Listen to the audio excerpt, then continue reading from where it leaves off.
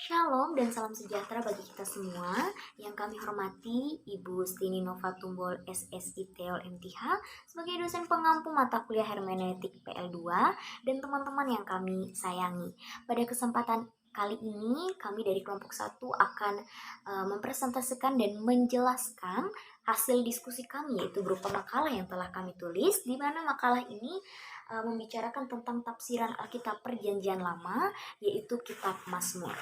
Nah, sebelum kita masuk ke membahas lebih dalam tentang kitab ini, saya akan memperkenalkan nama-nama kelompok terlebih dahulu. Saya Betsy Damayanti dengan NIM 2002-120908 dan juga rekan saya ada Esther Awileduni dengan NIM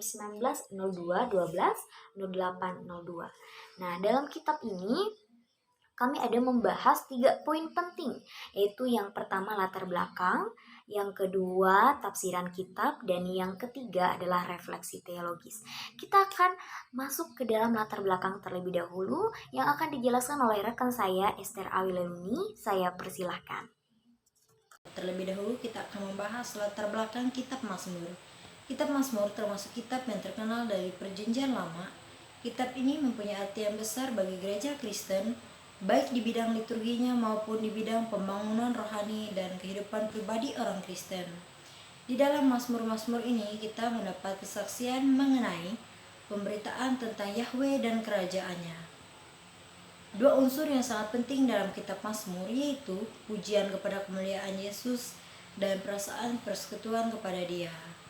Orang Israel memakai Mazmur ini sebagai nyanyian kultis di bait Allah untuk mempersembahkan kurban ketika bernazar dan waktu pembayaran nazar dan sesudah masa pembuangan di Babylon.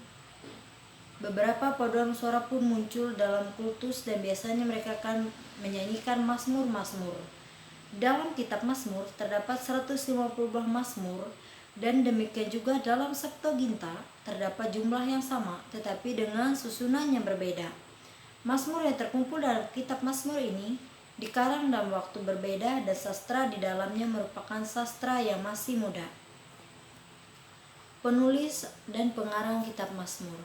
Seringkali Daud disebut sebagai penulis kitab Mazmur dalam tradisi. Daud dikenal sebagai seorang penyair.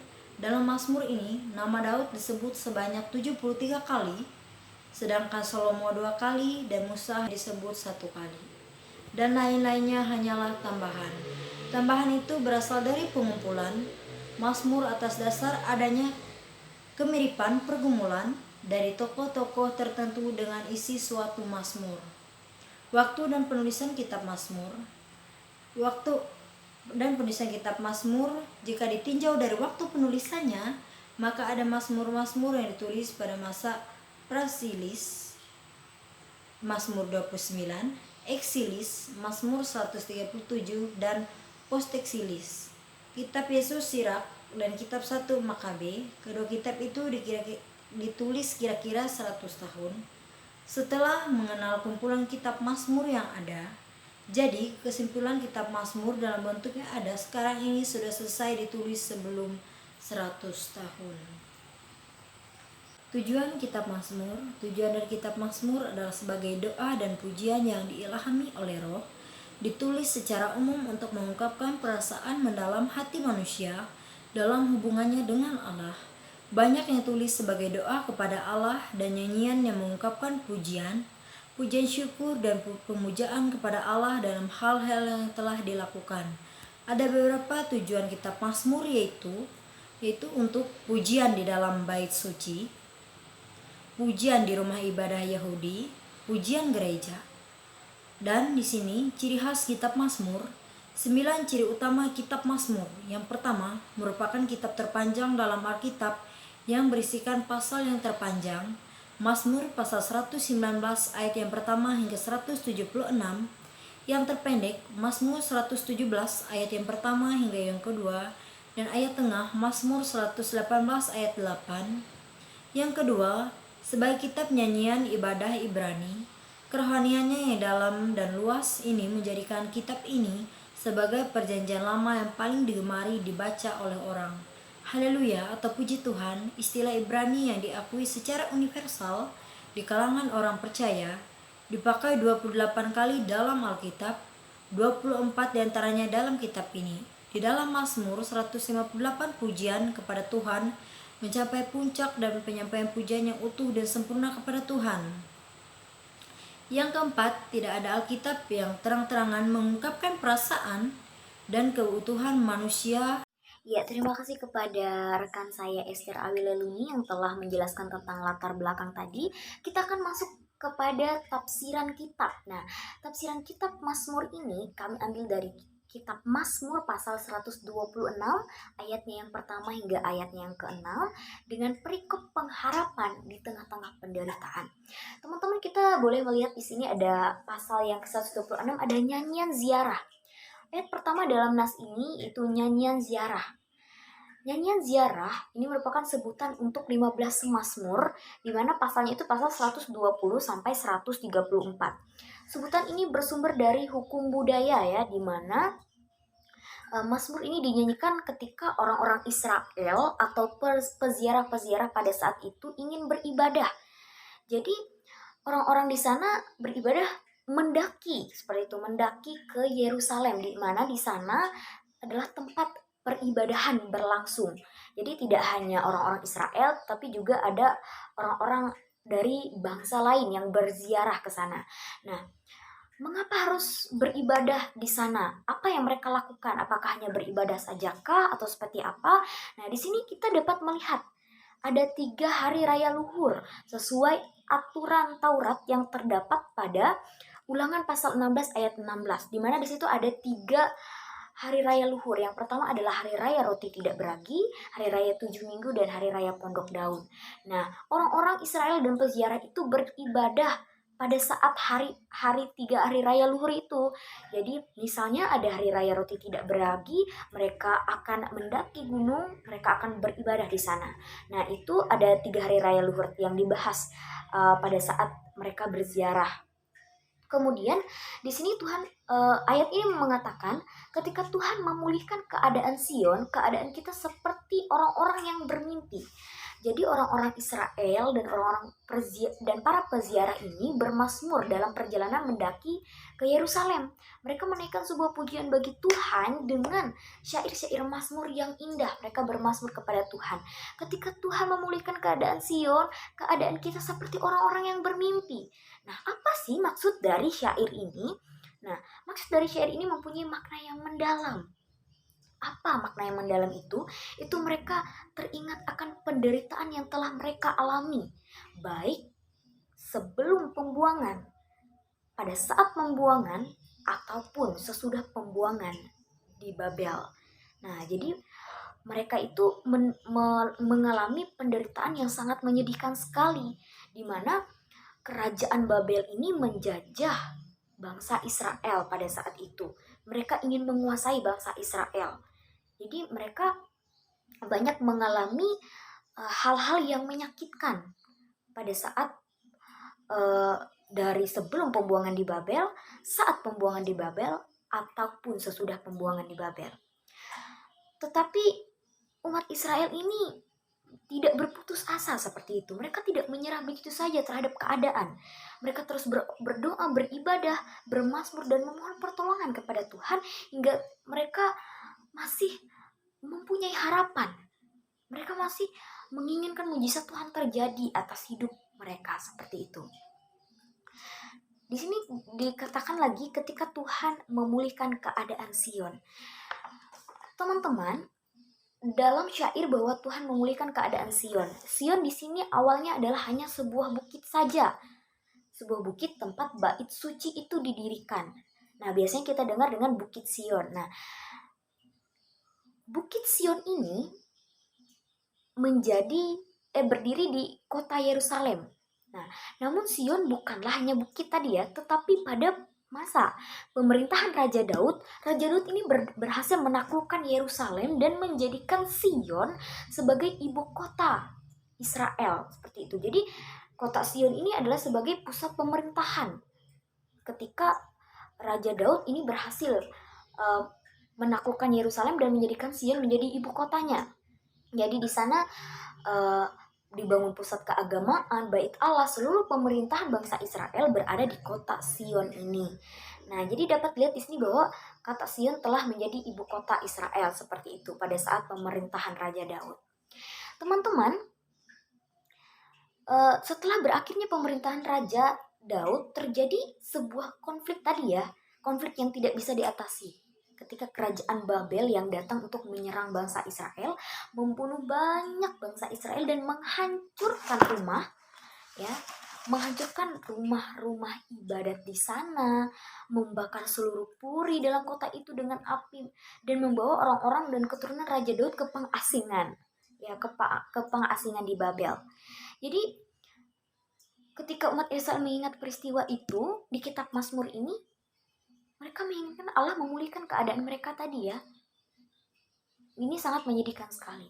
Ketika mereka dibawa ke pengasingan, kemudian mereka disiksa di sana, maksudnya dijadikan budak oleh bangsa di Babel, dan keajaiban pun terjadi, di mana mereka pulang dari pengasingan di Babel pulang ke Israel. Kuasa Allah bekerja pada saat itu, di mana Allah memakai Zerubabel, Ezra, dan Nehemia yang pulang dari pembuangan untuk memimpin bangsa Israel membangun kembali Yerusalem yang telah diluluhlantahkan tadi. Ya, yang telah diluluhlantahkan tadi itu kembali membangun Yerusalem. Jadi di sini kejadian ini seperti mimpi yang setelah kenyataannya kota mereka hancur tadi, kemudian bisa dibangun kembali, bisa berdiri kembali atas pekerjaan tangan Allah melalui Zerubabel, Ezra, dan Nehemia. Ayat yang kedua, pada waktu itu mulut kita penuh dengan tertawa dan lidah kita dengan bersorak-sorai. Nah, pada saat pembuangan dari Babel itu umat Israel merasakan kebahagiaan yang benar-benar tidak bisa diungkapkan dengan kata-kata. Mereka hanya tertawa, mereka bersorak-sorai, mereka mengalami pembebasan dari Babel, sehingga mereka boleh pulang kembali ke Yerusalem dengan adanya pemimpin-pemimpin tadi seperti Zerubabel, Ezra, dan Nehemia. Ini merupakan bukti penyertaan Tuhan bagi umat Israel meskipun di tengah-tengah penderitaan. Pada waktu itu berkatalah orang di antara bangsa-bangsa, Tuhan telah melakukan perkara besar kepada orang-orang ini. Para peziarah itu mengetahui apa yang dilakukan Tuhan kepada bangsa Israel. Jadi mereka berkata, Tuhan telah melakukan perkara besar kepada orang-orang ini. Para peziarah takjub akan kemahakuasaan Allah yang tetap menyertai bangsa Israel, walaupun sudah di ujung tanduk seperti itu. Para peziarah ikut bermazmur dan bersukacita. Sangat luar biasa sekali, saudara. Nah, kemudian ayatnya yang ketiga, Tuhan telah melakukan perkara besar kepada kita, maka kita bersukacita. Umat Israel bermazmur dan berterima kasih atas sesuatu yang telah Tuhan lakukan dalam hidup mereka. Mereka terus bersyukur dan bermazmur. Melalui syair-syair mazmur ini kita dapat merasakan sukacita juga yang dirasakan oleh umat Israel. Bayangkan ketika keadaan yang mereka rasakan pada saat pembuangan itu, bagaimana mereka terus dipaksa untuk bekerja seperti kerja paksa seperti itu ya, di mana mereka sangat tersiksa dan mengalami penderitaan, kemudian mereka dibebaskan. Seperti itu. Itu merupakan sangat sukacita yang sangat luar biasa sekali.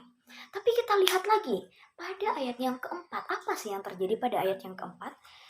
Mereka mengatakan, pulihkanlah keadaan kami ya Tuhan, seperti memulihkan batang air di tanah Negeb.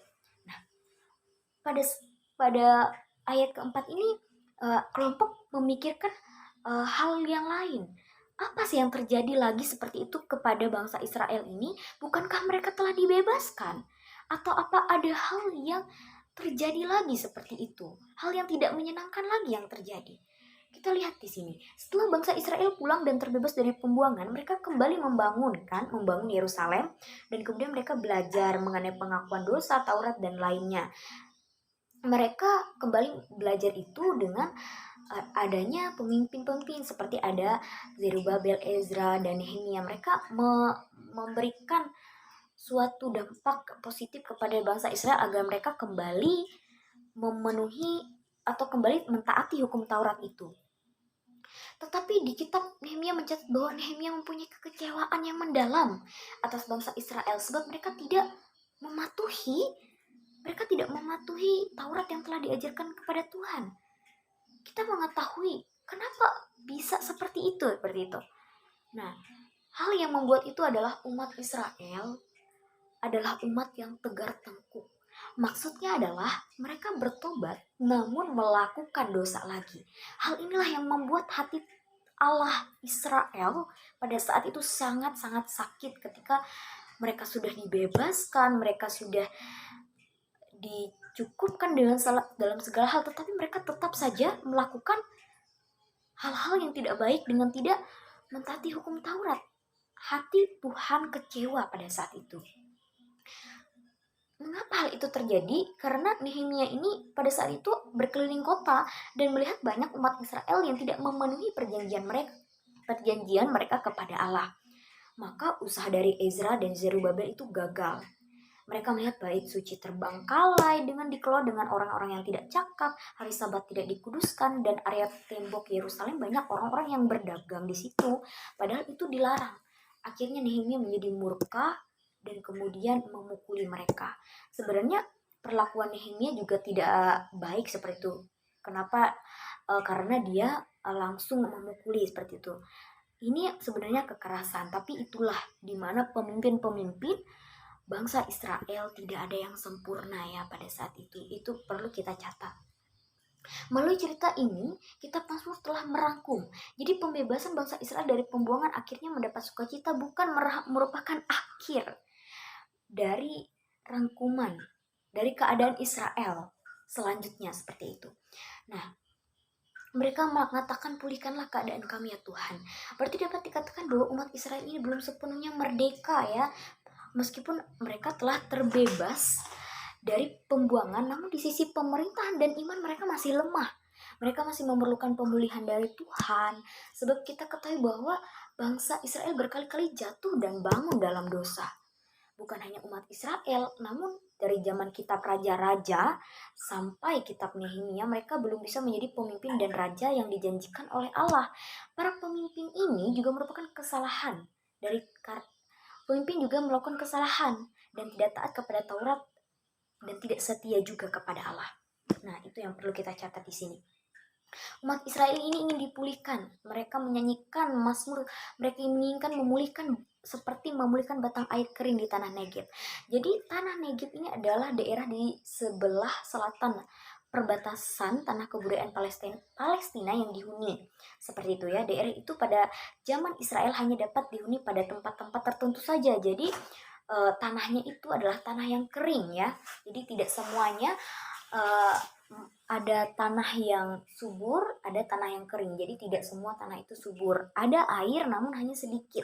Nah, makanya mereka mereka mengilustrasikan syair ini seperti memulihkan batang air di tanah Negeb. Jadi mereka ingin sekali dipulihkan oleh Allah. Ayat yang kelima, orang-orang yang menabur dengan mencucurkan air mata akan menuai dengan bersorak-sorai. Orang-orang yang menabur di sini berarti umat Israel dan para peziarah ini, mereka mendaki gunung seperti itu ya pada saat itu, beribadah ke bait suci di Yerusalem, membawa persembahan yang terbaik kepada Tuhan. Kitab Mazmur memakai kata menabur, berarti memberi. Di mana dalam ayat ke-6 ini mereka menabur benih, artinya persembahan yang dibawa disimbolkan dengan benih.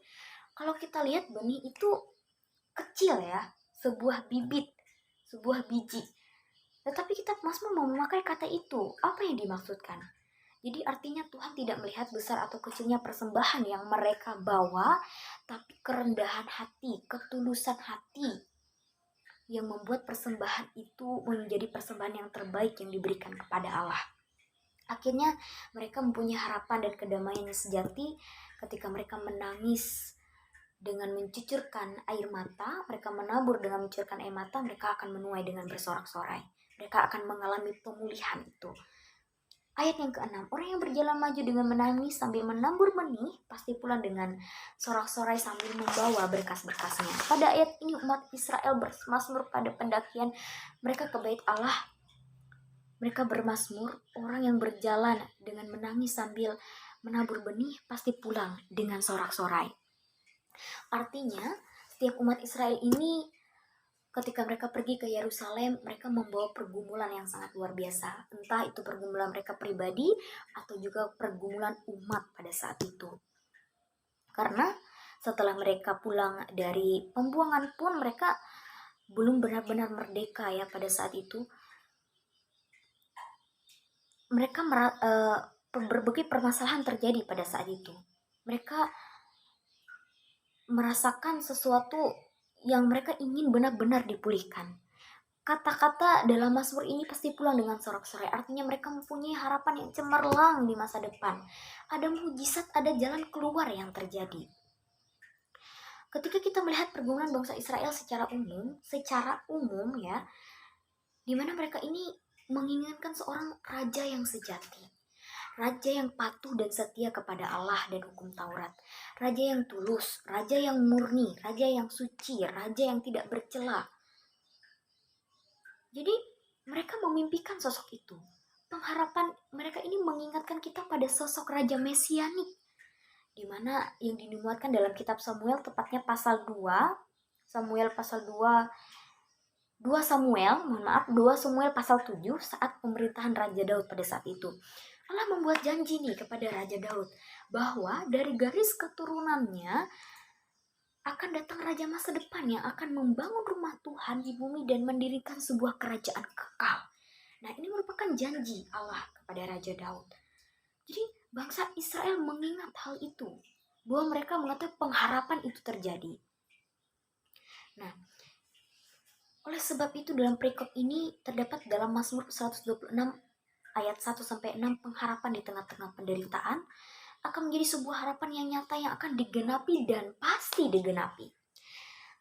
Teman-teman, kita dapat melihat perjuangan lika-liku kehidupan bangsa Israel tadi dalam hidup dan kehidupan mereka tidaklah mudah ya. Banyak tangisan, banyak air mata yang mereka alami beribu-ribu tahun yang lalu, namun membuat mereka bangkit. Mereka mempercayai bahwa di tengah-tengah penderitaan mereka itu masih ada harapan, masih ada mujizat, masih ada jalan keluar. Ada Tuhan Allah Israel yang menjadi penolong dan nanti akan menggenapi janji untuk mengirimkan Raja Mesianik agar membebaskan mereka dari dosa dan dunia yang fana ini. Nubuat itu pasti akan tergenapi, penggenapan pasti akan terjadi. Raja Mesianik, dan apa jawabannya? Raja Mesianik itu digenapi dalam perjanjian baru melalui kelahiran Yesus Kristus, anak keturunan Raja Daud. Telah menjadi raja atas segala raja. Dia mati di kayu salib untuk menebus dosa umat manusia, dan Yesus Kristus telah menjadi raja untuk seluruh dunia. Hal ini telah terjadi dalam kehidupan kita dan telah digenapi dalam kitab perjanjian baru. Teman-teman yang terkasih, sekarang kita akan masuk ke dalam refleksi teologis setelah kita menafsir beberapa tafsiran yang telah kelompok paparkan tadi. Kelompok mengambil tema refleksi buat kita yang berjudul Kita Masih Punya Harapan. Teman-teman sekalian yang terkasih dan diberkati oleh Tuhan, kelompok telah menafsirkan secara seksama kitab Mazmur 126 ayat 1-6 ini, yaitu pengharapan di tengah-tengah penderitaan. Di mana kitab Mazmur ini disajikan dan disusun dalam bentuk syair.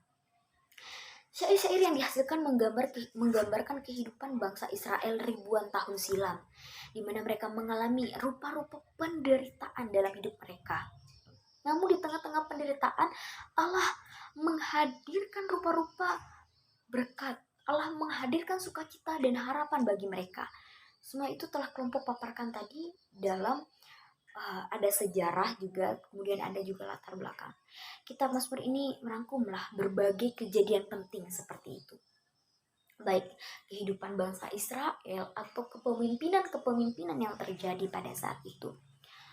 Nah, di sini kelompok mempunyai satu pertanyaan dan boleh teman-teman renungkan dalam hati teman-teman sekalian. Pertanyaannya seperti ini: pernah atau tidak teman-teman merasakan masa-masa sulit dan buat teman-teman ingin rasanya berhenti dan menyerah saja karena tidak ada jalan keluar? Setiap kita pasti mempunyai pengalaman-pengalaman hidup yang berbeda, bukan? baik yang menyenangkan maupun yang tidak menyenangkan. Jika kita mempunyai kekuatan super untuk menghilangkan pengalaman yang tidak menyenangkan, pasti akan kita lakukan hal itu karena kita tidak mau hal itu terjadi seperti itu. Dan kita memilih untuk terus bahagia, atau kita ingin kembali ke masa anak-anak di mana pikiran kita hanya bermain saja sehingga kita tidak perlu takut untuk mengalami masa-masa sulit. Hidup ini tidak seindah drama-drama Korea atau tidak seindah dongeng yang ada di kartun-kartun ya, seperti itu. Jadi hidup itu lebih dari itu. Dalam usia remaja menuju ke dewasa awal ini, tentu sudah banyak hal yang kita lewati. Senang, sedih, tertawa, bahagia, penderitaan, masa-masa sulit, semua itu mulai dapat kita rasakan. Entah itu dalam kehidupan keluarga, lingkungan pertemanan, pendidikan, ekonomi, dan masih banyak hal-hal lainnya. Nah, di sini kelompok mempunyai cerita di mana mulai dari saya cerita dari saya terlebih dahulu.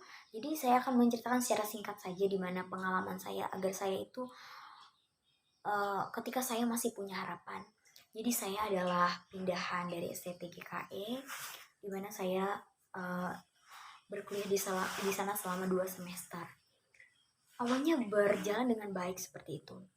Jadi semuanya berjalan dengan baik. Awalnya uang sudah dipersiapkan sehingga saya sudah bisa bersekolah di sana. Tetapi banyak hal yang terjadi pada saat itu. Hal yang terjadi yaitu di mana ekonomi keluarga sedang tidak stabil pada saat itu. Di mana saya bingung harus seperti apa karena di sana adalah sekolah swasta, di mana sekolah swasta itu memerlukan banyak biaya. Jadi keluarga ayah dan ibu saya bingung seperti itu, harus seperti apa. Jadi saya memilih untuk bisa keluar dari permasalahan ini, jalan satu-satunya yaitu pindah universitas. Jadi saya bersyukur saya bisa berkuliah di IAKN ini, kembali melanjutkan kuliah saya yang di sana, dan ada mengurus kepindahan dan segala macam itu sudah saya lakukan dengan baik, dan akhirnya saya bisa bersekolah di sini. Ketika saya mengalami kesulitan ekonomi pada saat itu, untuk berbagai keperluan-keperluan yang harus dilakukan, harus saya penuhi, tapi saya belum bisa. Seperti halnya untuk makan saja, saya itu ada mengalami kesusahan karena di asrama ada jam-jam tertentu untuk makan seperti itu. Jadi saya harus benar-benar menyisihkan uang untuk saya bisa makan. Jadi hal itu yang membuat hati saya sakit dan benar-benar sudah tidak mempunyai harapan. Orang tua sudah bekerja dengan keras namun masih ada memiliki kekurangan, tidak semuanya terpenuhi seperti itu. Jadi itu yang membuat saya mengalami keputusasaan pada saat itu. Tetapi indahnya rencana Tuhan dalam hidup saya bisa mengalami hal yang lebih baik seperti saat ini. Saya bisa bersekolah, saya masih bisa merasakan bangku kuliah. Nah, itu yang membuat saya sangat-sangat bersyukur dan merasakan bahwa saya tuh masih punya harapan gitu. Saya nggak boleh seperti ini, saya nggak boleh nyerah gitu. Nah, terus ketika pada saat itu adik saya juga ingin berkuliah ya, jadi itu biaya yang harus dipikirkan orang tua karena kami berdua bersaudara, jadi ini yang harus dibagikan. Nah, itu adalah salah satu faktor juga mengapa saya harus pindah dari sana. Tapi itu tidak membuat saya berputus asa dan saya merasakan masih punya harapan seperti itu. Nah, itu yang menjadi kekuatan ketika Tuhan memberikan mujizat, Tuhan memberikan harapan kepada saya. Nah, untuk rekan saya saudari Esther juga akan menceritakan sedikit tentang pengalamannya. Saya persilahkan. Shalom, di sini saya akan bercerita sedikit mengenai pengalaman hidup saya, terutama pribadi saya sendiri. Pasti banyak pengharapan yang Tuhan berikan di dalam hidup kita di tengah banyaknya cobaan yang Dia berikan. Di sini saya akan menceritakan sedikit pengalaman hidup saya yang saya rasakan sendiri. Di dalam pribadi saya sendiri terutamanya saya merasakan kasih Tuhan dalam hidup saya, uluran tangan Tuhan yang sangat luar biasa bagi saya. Di sini saya akan menceritakan pengalaman saya di beberapa tahun yang lalu ketika saya sudah masuk di bangku perkuliahan. Dulu saya pernah sakit. Saya sudah diperiksa oleh dokter dan saya dibawa ke kampung. Di sana di kampungan kita masih ada puskesmas. Di situ sudah tersedia layanan dokter. Di sana saya sakit hampir sebulan. Di situ saya sudah merasakan putus asa ketika dokter berkata, "Kamu terkena usus buntu." Di situ saya merasa tidak yakin kenapa saya bisa kena begini. Lalu saya makan selalu saya jaga. Dan hari yang ketiga dokter merujuk saya untuk melakukan operasi. Tapi di sini orang tua saya beserta seluruh keluarga saya berkumpul merundingkan apakah saya harus berangkat atau tidak. Karena pada saat itu perut saya bagian sebelah kanan itu sakitnya sangat luar biasa. Jadi malam harinya kami memanggil pendeta untuk sama-sama berdoa. Di situ saya benar-benar merasakan pemulihan yang luar biasa bagi Tuhan. Karena ketika kita percaya dan mengimani apa yang kita ingin, semua pasti Tuhan jawab. Di situ kuasa Tuhan sangat luar biasa bagi saya di kehidupan pribadi saya. Besok paginya saya tidak merasakan sakit lagi dan saya berdoa, "Tuhan, terima kasih atas semua yang telah Engkau berikan." Padahal hampir sebulan itu perut saya itu terus tak sakit. Semenjak saya didoakan, puji Tuhan, saya merasakan kuasa Tuhan itu sangat nyata di dalam kehidupan kita. Jadi dalam hal apapun jangan pernah tinggalkan Tuhan dalam hidup kita. Selalu bawa Tuhan, baik itu dalam suka maupun duka. Karena tidak ada tempat lain tempat kita berserah selain kepada Tuhan. Terima kasih. Melalui cerita di atas, kelompok ingin kita bersama-sama belajar. Melalui permasalahan-permasalahan yang datang dalam hidup kita, Tuhan masih menyediakan harapan. Entah itu permasalahan dalam pendidikan, keluarga, kesehatan, pergumulan lainnya, yakinlah bahwa masa depan sungguh ada dan harapan tidak akan hilang. Mungkin permasalahan yang kita alami pada saat ini berbeda dengan penderitaan bangsa Israel pada zaman Perjanjian Lama, namun kita dapat belajar dari positif dari bangsa Israel di mana mereka harus menunggu harapan-harapan yang telah Tuhan janjikan di masa depan, yaitu mereka akan memiliki seorang raja Mesanik keturunan Daud untuk menebus seluruh dosa umat manusia dan terbebas dari belenggu dosa dan hidup dengan damai. Saat kita percaya akan janji Tuhan dalam hidup kita, kita pasti juga percaya bahwa masih ada harapan. Tuhan akan menggenapi janjinya. Dalam hidup kita mempunyai banyak harapan untuk masa depan kita pribadi, setiap pribadi. Seperti kita mengharapkan boleh lulus menjadi sarjana, pekerja yang menetap, pasangan hidup, buah kandungan, dan rupa-rupa berkat yang telah Tuhan sediakan dalam hidup kita. Jangan berhenti berharap sebab janji Tuhan bukan tidak tepat. Bukan pula yang tercepat, tetapi sudah terlalu tentu yang terbaik Tuhan memberikan firman-Nya dan memberkati kita semua. Baik teman-teman, itu tadi presentasi dari kelompok kami, kelompok 1, yaitu saya Betsy Damayanti dan juga Esther Awileluni. Kami berdua berterima kasih atas segala partisipasi, tanya jawab yang telah teman-teman pertanyakan, yang telah kita sama-sama diskusikan di classroom. Kami sangat berterima kasih. Jadi ini adalah sebagai tambahan penjelasan yang dapat kami sampaikan. Kami memohon maaf jika dalam presentasi ini ada hal-hal yang kurang berkenan, yang belum begitu sempurna untuk dapat kami paparkan dan jelaskan kepada teman-teman. Namun di balik ketidaksempurnaan itu, kami berharap presentasi ini dapat bermanfaat bagi kita semua. Baik, terima kasih. Shalom dan sampai jumpa.